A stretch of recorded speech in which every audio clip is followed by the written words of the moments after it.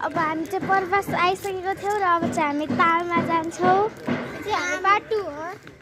यस, अब चाहिँ हामी तालमा जान हिँडिसकेको छौँ। सबै कामहरू भ्याइसकेर चिकम चबाउँदै अहिले चाहिँ मैले भर्खर नास्ता खाएको भएर चिकम अलिक थाहा छैन।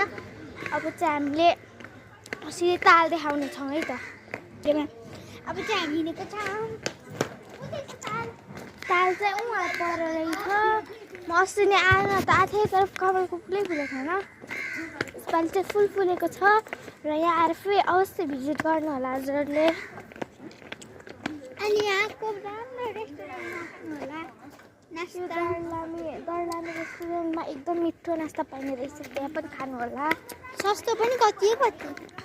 त्यो त कहाँ कुरै छोड्दै हुन्छ। एकदमै मिठो पनि। हामीले चाहिँ अहिले छोले समोसा खाएर आएको हो, एकदम मिठो थियो। कति धेरै पनि थियो। ठुलो कटोराको एक कटोरा चाहिँ थियो र अब चाहिँ हामी तालमा आइसकेको छौँ।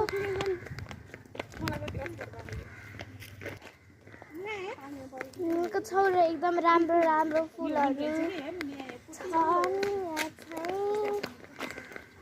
अझै पर जानु पर्यो। अझै हामी आउँदाखेरिको बाटो देख्न सक्नुभयो होला, एकदम गाह्रो र हिँड्दै आउँदा खुट्टामा फोहोर परेर ओहो कस्तो बस्यो खुट्टा चाहिँ।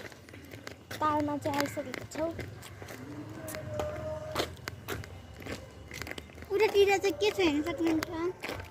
हजुरसँग कुरा गर्दा त तालमा पनि आएर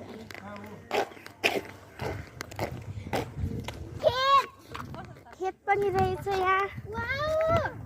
एकदम राम्रो आयो त। यस वाउ पुरै है, अलि राम्रो फुलेको रहेन रहेछ। तर हामी चाहिँ आइसकेको छौँ यहाँ।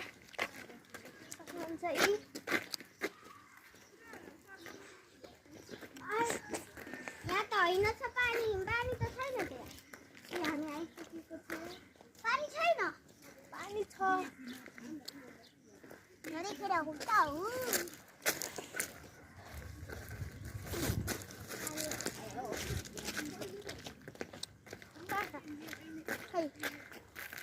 यही हो पानी खै के पानी देख्नु सक्नुहुन्छ, एकदम राम्रो छ।